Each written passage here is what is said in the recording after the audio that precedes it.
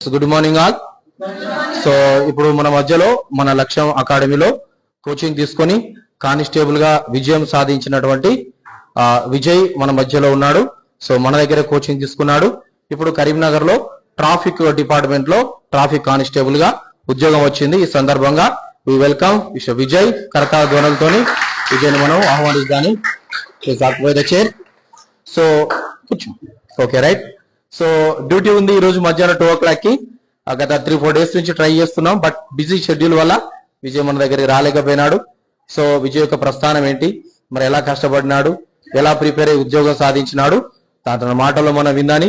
ఎందుకంటే ఒక చిన్న మారుమూల ప్రాంతం నుంచి వచ్చిన విద్యార్థులు ఈ రోజు లక్ష్యంలో చేరి వాళ్ళ లక్ష్యాలు చేరుకోవడం, వాళ్ళు అనుకున్న డ్రీమ్ జాబ్ ని రీచ్ కావడం అనేది చాలా సంతోషకర విషయం.